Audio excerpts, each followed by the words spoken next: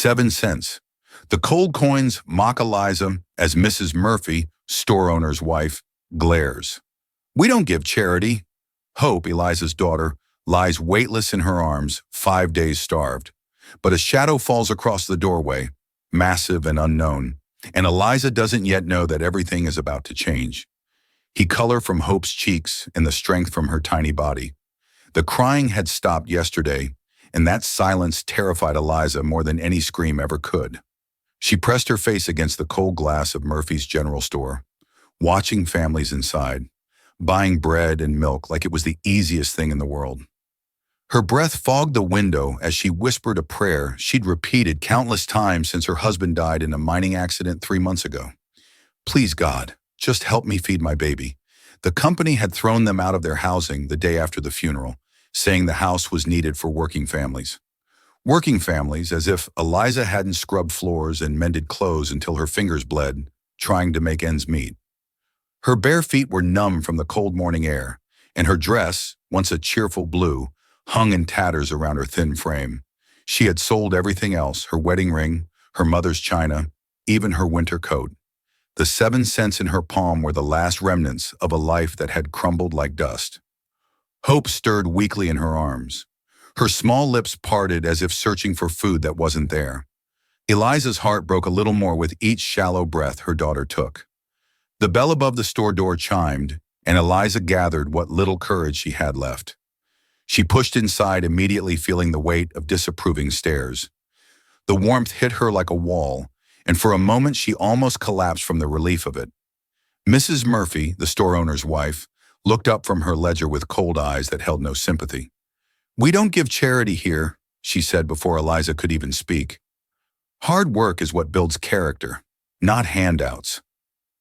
Eliza's voice came out as barely a whisper. Please, ma'am, my little girl hasn't eaten in 5 days. I have 7 cents. Maybe some breadcrumbs. Or her words died as Mrs. Murphy's expression hardened further.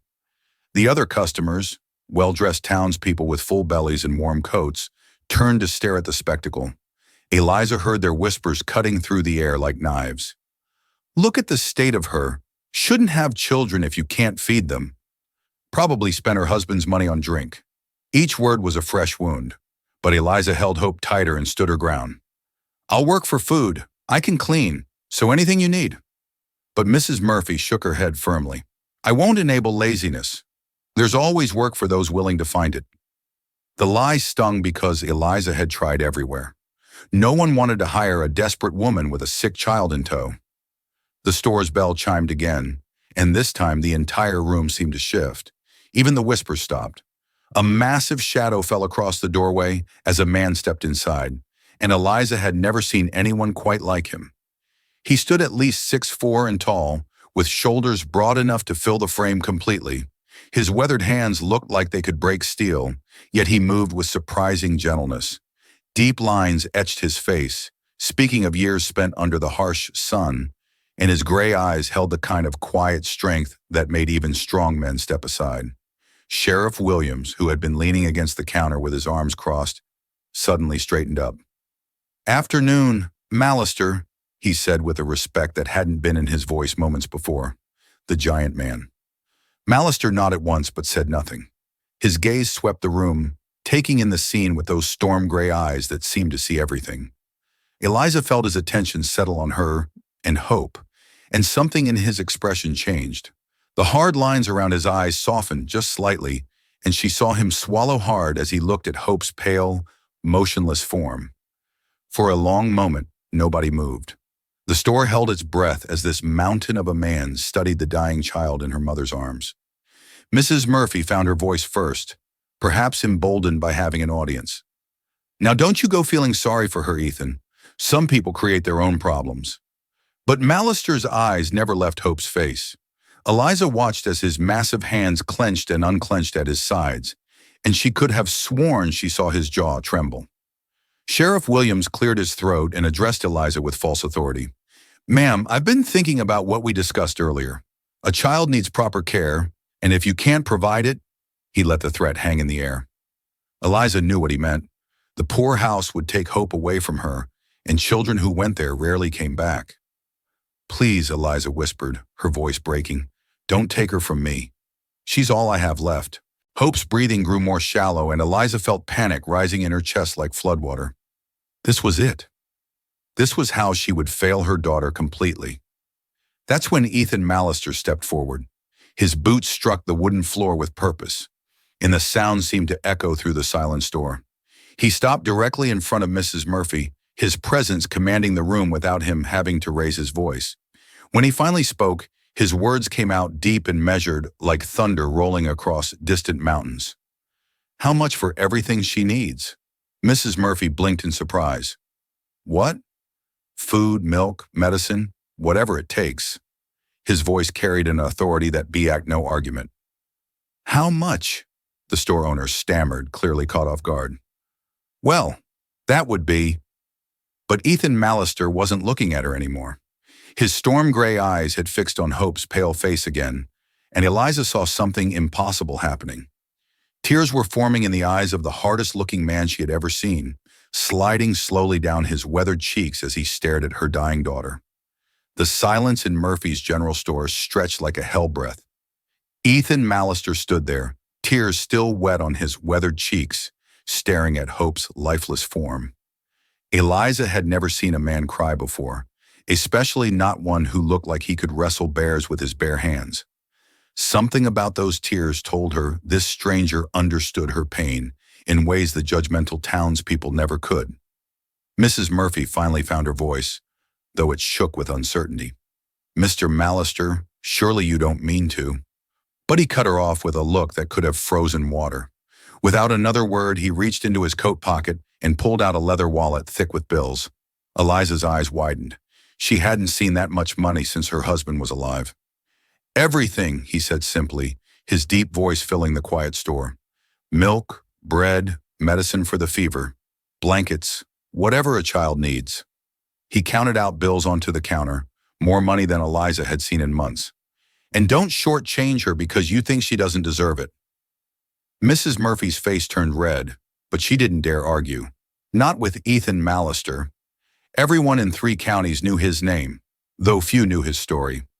Eliza watched in amazement as the woman who had refused her 7 cents now scrambled to fill a basket with food, milk, and supplies. The other customers stood frozen, watching this scene unfold like they were witnessing a miracle. Sheriff Williams shifted uncomfortably. Now, Ethan, you don't want to encourage. But one look from the giant man silenced him completely. Eliza held Hope closer, afraid to hope, afraid to believe this was really happening. Men didn't just help strangers without wanting something in return. She had learned that harsh lesson many times over the past 3 months. Come, Ethan said quietly to Eliza, picking up the heavy basket like it weighed nothing. Your daughter needs to eat. His voice was gentle now, nothing like the commanding tone he'd used with Mrs. Murphy. Eliza followed him outside on unsteady legs, Hope still limp in her arms. The morning air felt different somehow, charged with possibilities she didn't dare trust. He led her to a wagon hitched with 2 strong horses, then gently helped her climb up to the seat. His hands were careful, respectful, never lingering longer than necessary. Once she was settled, he reached into the basket and pulled out a small bottle of milk, still warm from that morning's milking. Try to get her to drink, he said softly.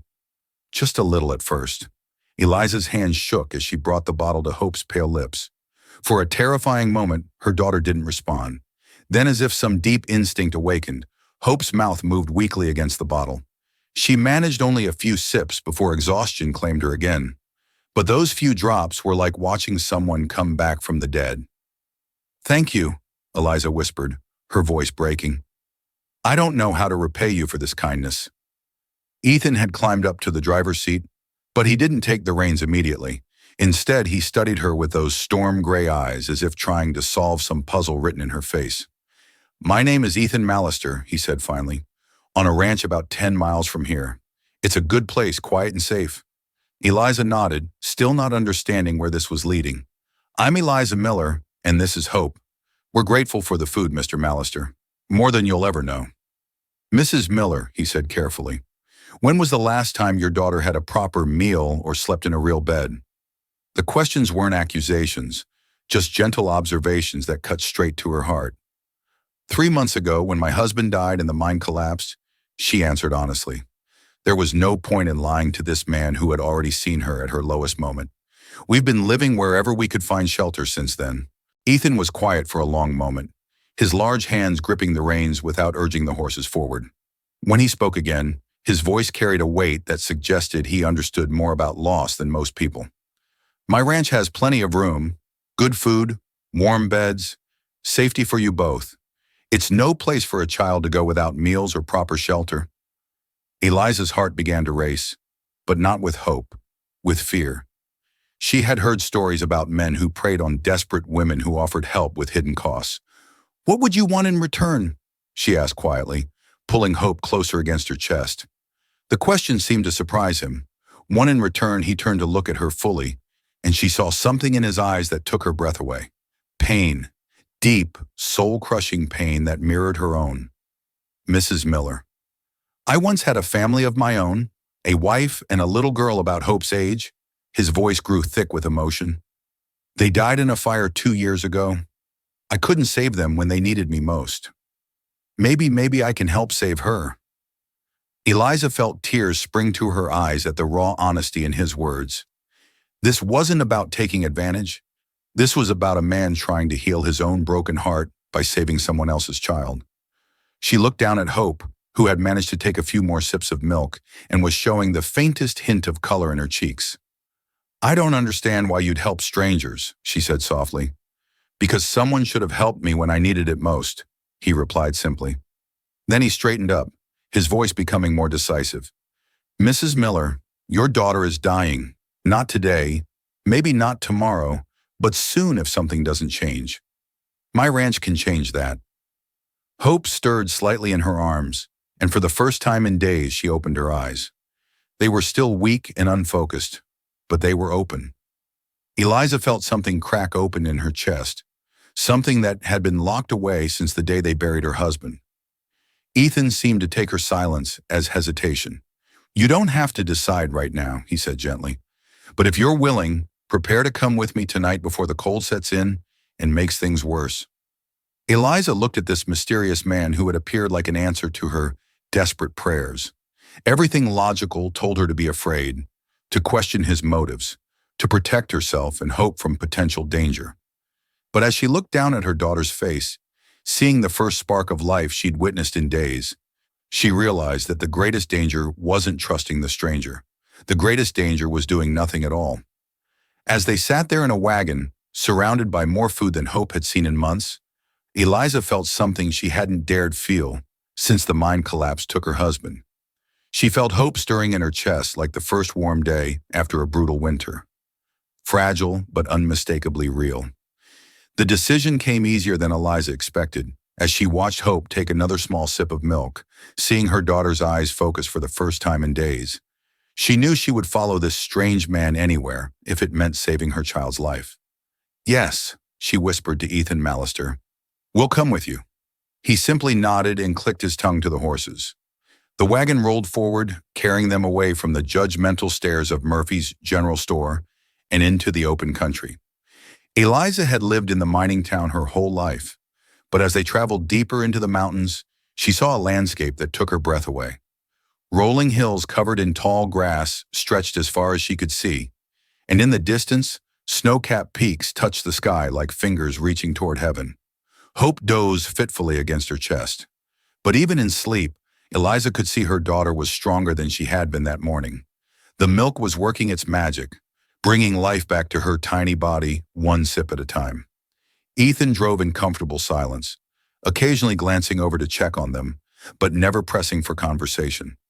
Something about his quiet presence made Eliza feel safer than she had in months. After nearly 2 hours of travel, Ethan pointed ahead to a valley nestled between two hills. "There," he said simply, "home." Eliza squinted against the afternoon sun and felt her heart skip a beat. The ranch house wasn't a rough cabin she had expected. It was a real home, 2 stories tall with a wraparound porch and fresh paint on the shutters. Smoke curled from the chimney, and the whole place had the look of somewhere people had been happy.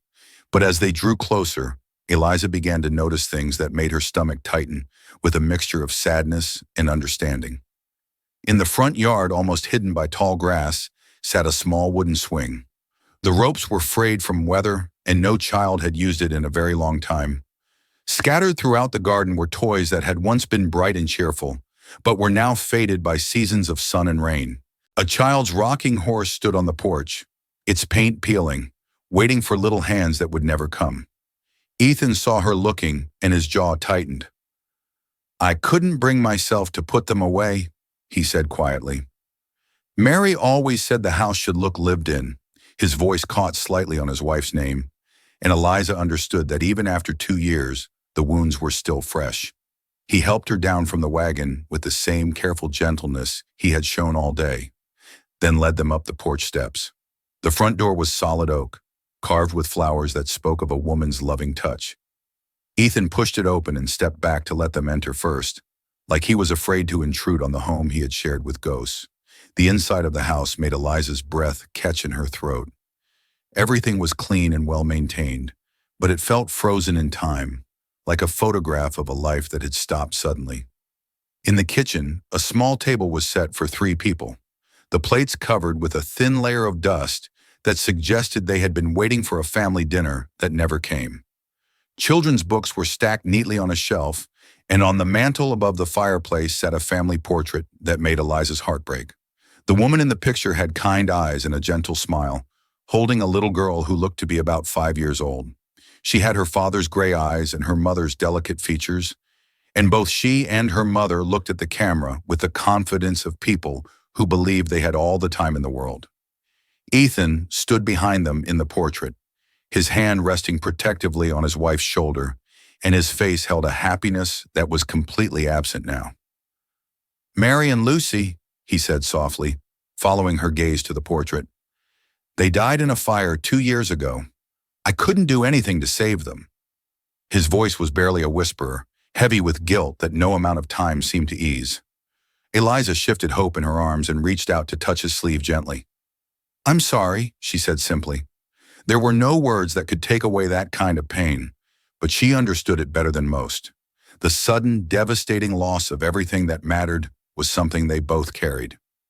Ethan cleared his throat and seemed to shake himself back to the present. "You must be tired," he said, his voice stronger now. "Let me show you where you can rest." He led them upstairs to a guest room that was clearly meant for visitors, with a comfortable bed and clean linens. The room across the hall was... He stopped, unable to finish the sentence, but Eliza understood. Lucy's room remained untouched, another shrine to a life cut short. That evening, Ethan prepared a simple meal of soup and fresh bread. Eliza marveled at how gently such large hands could work, cutting vegetables and stirring the pot with the practiced ease of a man who had learned to care for himself. Hope managed to eat a few spoonfuls of broth, and for the first time in days she spoke. "It's good, Mama," she whispered, her small voice barely audible, but strong enough to bring tears to Eliza's eyes. After dinner, as Hope dozed by the fireplace, Ethan disappeared into another room and returned with something in his hands. Eliza watched in amazement as he sat down with a piece of wood and a small knife, his massive fingers working with surprising delicacy. Slowly, a shape began to emerge from the wood, smooth curves that looked like they might become arms and legs. "What are you making?" Eliza asked softly, not wanting to wake Hope. Ethan glanced at her sleeping daughter, and something in his expression softened. "A doll," he said simply. "Every little girl should have a doll." Eliza felt tears spring to her eyes at the kindness of this gesture, but also at the pain behind it. She wondered if he had carved toys for Lucy, if his hands remembered the joy of creating something beautiful for a child to love. As the fire burned low and Hope slept peacefully for the first time in months, Eliza found herself studying this complicated man who had saved them. He was clearly wealthy enough to live comfortably, yet he spent his evenings alone, carving toys for a stranger's child. He had opened his home to them without question, asking nothing in return except the chance to help someone he couldn't save 2 years ago. But as she watched the firelight play across his weathered features, Eliza realized something that made her pulse quicken with a mixture of hope and terror. This wasn't just about saving Hope anymore. Somehow, in the space of a single day, Ethan Mallister had begun to save her too, And that realization scared her more than all the hungry nights and cold mornings ever had. Just as she was settling into the first real peace she had known in months, the sound of approaching horses shattered the quiet evening air. Ethan's head snapped up, his body tensing like a wild animal sensing danger. Through the window, Eliza could see torches bobbing in the darkness, moving steadily toward the house. "Stay here," Ethan said grimly, rising to his feet. "Keep Hope close."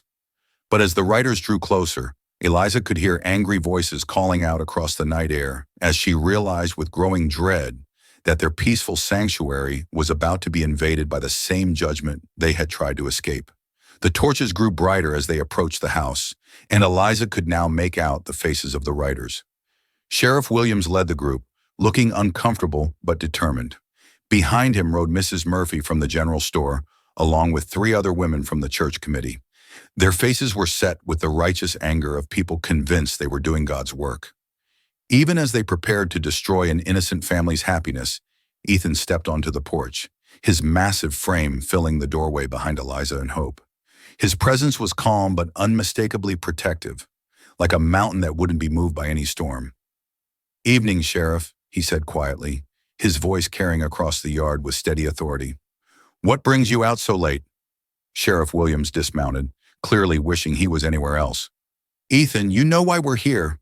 There's been talk in town about your arrangement with this woman." He gestured toward Eliza, who instinctively pulled Hope closer. "Folks are concerned about the child's welfare." Mrs. Murphy climbed down from her horse with less grace, her face twisted with the kind of moral outrage that had nothing to do with actual morality. "It's a scandal. Ethan Mallister, and you know it. An unmarried woman living under your roof. What kind of example does that set for the children in our community? The kind that saves a child's life?" Ethan replied evenly, though Eliza could see his hands clenching at his sides. "Hope was starving in the streets while your community turned its back on her. I want to apologize for offering shelter to a family in need."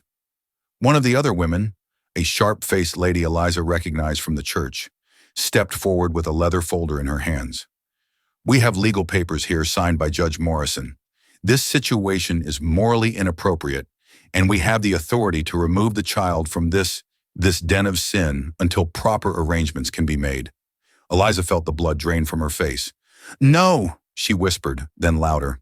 "No, you can't take her. She's my daughter. She's finally getting better. Finally safe." Hope, sensing her mother's distress, began to cry softly, the sound cutting through the night air like a knife. "Mrs. Miller," the sheriff said, his voice gentler, but no less firm. "We're not the enemy here. We're thinking of the child's best interests. This arrangement isn't proper for a young girl. People will talk, and that talk will follow her for the rest of her life." Ethan took a step forward, and even the sheriff instinctively backed away. "Let them talk," he said, his voice dropping to a dangerous growl. "While they're talking, Hope is eating regular meals, sleeping in a warm bed, and laughing for the first time in months. Which matters more, their gossip or her life?" Mrs. Murphy's eyes flashed with anger. "Don't you dare lecture us about morality, Ethan Mallister. We all know what happened to your first family. Maybe if you'd been a better husband and father, they'd still be alive. Now you think you can replace them with some beggar woman and her brat." The words hit Ethan like physical blows, and Eliza saw him stagger slightly. The cruel accusation that he was somehow responsible for Mary and Lucy's deaths was the one weapon that could cut through his strength. Eliza felt fury rise in her chest, hot and protective. This man had saved their lives, opened his heart and home to strangers, and these people were trying to destroy him for it. "How dare you," Eliza said, her voice shaking with rage. "Ethan Mallister is the kindest, most generous man I've ever met. He saved my daughter's life when your so-called Christian community left us to die in the streets. If anyone should be ashamed, it's all of you." But the damage was done. Ethan had withdrawn into himself, the old guilt and pain washing over his features like a tide. Eliza could see him beginning to doubt, beginning to wonder if maybe the townspeople were right, if his presence in their lives was causing more harm than good. Hope tugged on Ethan's coat sleeve with her small hand. "Big man," she said softly, using the name she'd given him that first day. "Don't let them take me away. I like it here. You make Mama smile again." Her innocent words carried more weight than all the adults' arguments combined. The sheriff looked uncomfortable, glancing between the legal papers and the small family huddled on the porch. "Look, Ethan, nobody wants to hurt anyone here. But this situation can't continue as it is. If you want to help them, there are proper ways to do it. Foster arrangements, charitable organizations, all of which would separate a mother from her child." Ethan said quietly, some of his strength returning as he looked down at Hope. "Tell me, Sheriff, what's more important, following your rules or keeping a family together?" Mrs. Murphy stepped forward again, her voice dripping with false sweetness. "Ethan, dear, we understand you're trying to help, but this isn't the way. What will people think? What will they say about your reputation? You're one of the most respected ranchers in 3 counties. Don't throw that away for this." Eliza felt something crack inside her chest. She could see Ethan wavering, could see him weighing his reputation against their safety. And she realized with crushing clarity that she couldn't ask him to sacrifice everything for them. She couldn't be the reason this good man lost the respect he'd spent years building. "Maybe," she began quietly, her voice barely audible. "Maybe they're right. Maybe we should go."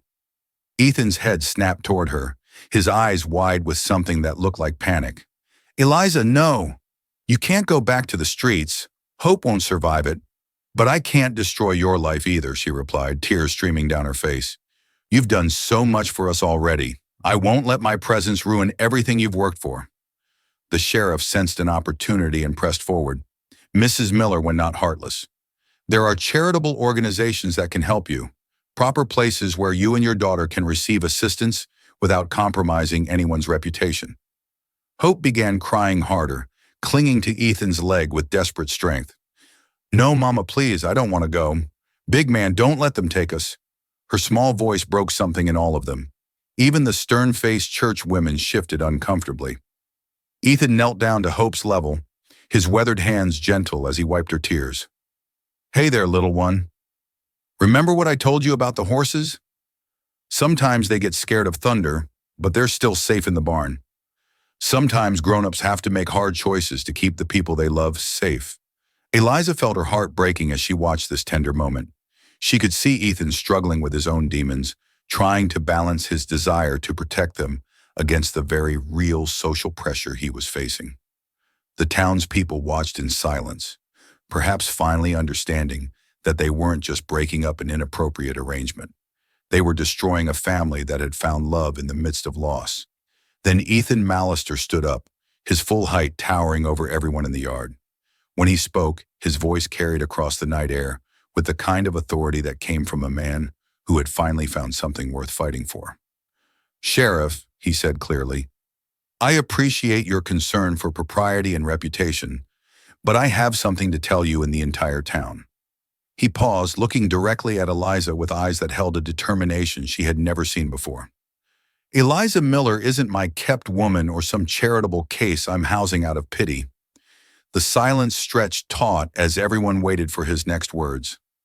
Eliza felt her heart hammering against her ribs as Ethan took her hand in his massive, gentle grip. "She's going to be my wife." The words hung in the night air, like thunder after lightning. "She's going to be my wife." Eliza stared at Ethan in shock, her heart pounding so hard she could barely breathe. Around them, the townspeople erupted in surprised whispers and gasps.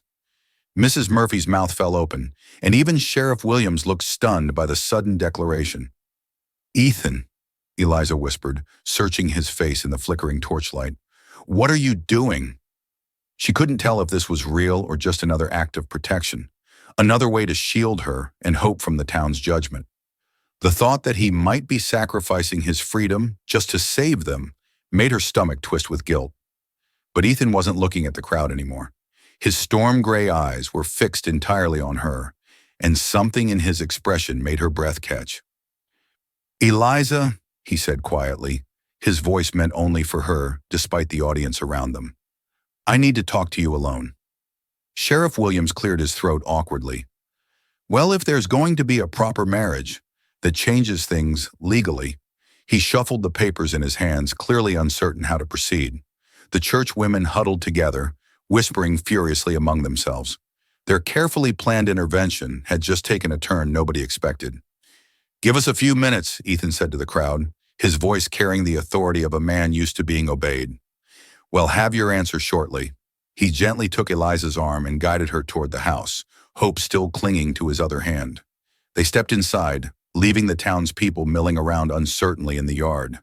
Once the door closed behind them, Eliza felt her composure crumble.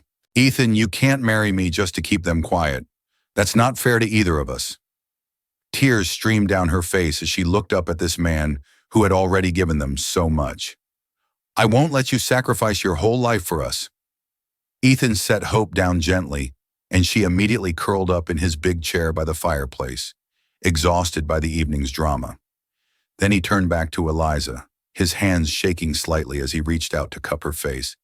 "Eliza," he said softly, "look at me." She raised her eyes to meet his, and what she saw there made her knees weak. It wasn't pity or obligation, or even protective instinct. It was love, pure and simple, shining in his eyes like sunrise after the darkest night. "I'm not proposing to save you from them," he said quietly, his thumbs wiping away her tears. "I'm proposing because somewhere between watching Hope take her first sip of milk and seeing you defend me against Mrs. Murphy's cruel words, I realized something. I love you, Eliza Miller. Not your gratitude, not your need, not because you remind me of what I lost. I love you for who you are." Eliza's heart felt like it might burst from her chest. "But Ethan, we barely know each other. It's only been a few days." "Sometimes that's all it takes," he replied, his voice growing stronger with each word. "I knew Mary for 2 years before I proposed, and I loved her deeply. But what I feel for you, it's different. It's like coming home after being lost in the wilderness. You and Hope brought life back into this house, back into me. I was just existing before you came. Now I'm living again." Eliza felt her walls crumbling, all the defenses she'd built around her heart since her husband died. "I'm scared," she whispered. "What if something happens? What if I lose you two? I don't think I could survive that kind of pain again." Ethan pulled her closer, his arms wrapping around her like a fortress against all the world's cruelty. "I'm scared too," he admitted. "After losing Mary and Lucy, I never thought I'd risk loving someone again. But Hope was dying in your arms that first day, and something in me couldn't let that happen. And every day since then, watching you love her so fiercely, watching you find reasons to smile again. Eliza, you saved me as much as I saved you." From the chair, Hope's sleepy voice piped up. "Mama, big man makes you happy. I can tell because you sing when you cook now, like before Papa went to heaven." Her innocent observation cut straight to the heart of the matter, the simple wisdom of a child seeing truth that adults often missed. Eliza looked at this little girl who had endured so much, who had found safety and joy in this gentle giant's care. Then she looked back at Ethan, seeing past his weathered exterior to the tender heart that had opened itself to them, despite every reason to stay closed. "If I say yes," she whispered, "it has to be real, not just protection from gossip or a way to keep Hope safe.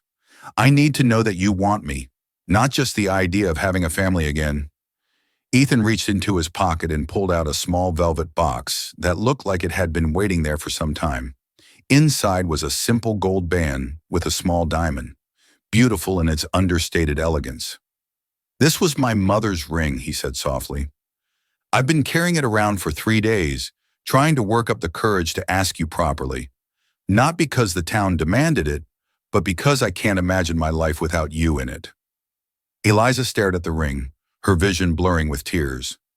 It wasn't his first wife's ring, she realized with relief. This wasn't about replacing what he'd lost, but about building something entirely new. "Eliza Miller," Ethan said, dropping to one knee right there in his living room, with Hope watching sleepily from the chair, and angry voices still murmuring outside. "Will you marry me? Will you let me love you and hope for the rest of my life? Will you help me turn this house back into a home?"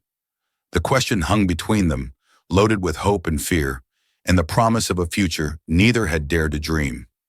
Outside, Eliza could hear Mrs. Murphy's strident voice demanding answers, demanding to know what was taking so long. But inside this warm room, with firelight dancing across Ethan's earnest face and Hope's trusting eyes watching them both, the rest of the world felt very far away. Eliza looked at the man kneeling before her, this gentle giant who had saved them from starvation and shown them what love could look like when it was freely given. She thought of her first husband gone too soon and felt his blessing like a warm breeze across her heart. He would want her to be happy, want Hope to have a father who would love and protect her. "Yes," she whispered, then louder, strong enough for Hope to hear. "Yes, Ethan Mallister, I'll marry you." He slipped the ring on her finger with hands that shook with joy, then stood and kissed her gently, sealing the promise they had just made. Hope clapped her small hands together, giggling with delight, and for a moment their little family existed in perfect happiness. But as they prepared to face the crowd outside to announce their engagement and start planning a future together, the sound of approaching hoofbeats shattered their peace once again. Through the window, Eliza saw a lone rider approaching fast, and something about his silhouette in the moonlight made her blood run cold. It was a man she had hoped never to see again, someone who had the legal right to destroy everything they had just promised each other. Hope's uncle, her late husband's brother, had finally come to claim his niece. The rider dismounted with the confident swagger of a man who believed he held all the power. Thomas Miller, Eliza's late husband's brother, strode toward the porch with legal papers clutched in his fist. He was a thin, sharp-faced man with cold eyes that had never held warmth for Eliza or Hope. Behind him, the townspeople watched in stunned silence as this new drama unfolded. "Eliza," Thomas called out, his voice cutting through the night air. "I've come for the girl. As Hope's blood relative, I have the legal right to raise her properly." He waved the papers in the air like a weapon, not in some scandalous arrangement with a stranger. Eliza felt Ethan tense beside her, his protective instincts flaring, but she stepped forward first. No longer the desperate woman who had counted 7 sins with shaking hands. "Thomas," she said firmly, "Hope is my daughter. She stays with me." "Does she?" Thomas sneered, climbing the porch steps uninvited. "A woman living in sin with a man she barely knows. What kind of mother puts her child in such a situation?" His gaze fell on Hope, who had pressed herself against Ethan's leg, clearly frightened by this stranger's harsh voice. Hope looked up at Thomas with wide, fearful eyes, then turned to Ethan. "Big man," she whispered. "I don't want to go with him." "He's mean." Thomas's face flushed with anger. "The child doesn't know what's best for her. I'm her uncle, her proper guardian now that her father is dead." He held out his hand toward Hope. "Come along, child. I have a wife who will teach you proper behavior." But Hope shrank back, shaking her head violently.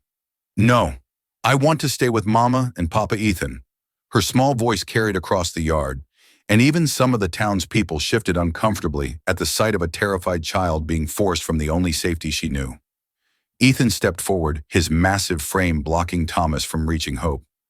"The child has made her choice clear," he said quietly, but his voice carried the weight of absolute authority. "She's happy here, healthy, loved. What more could you want for her?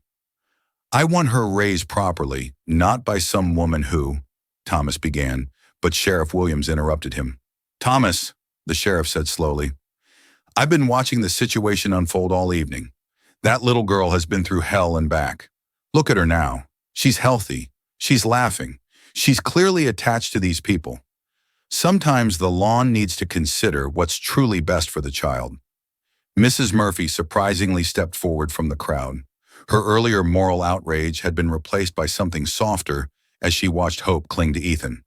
"Thomas Miller," she said firmly, "I've seen that child starving in the streets while you were nowhere to be found. Where were you when she needed family then?"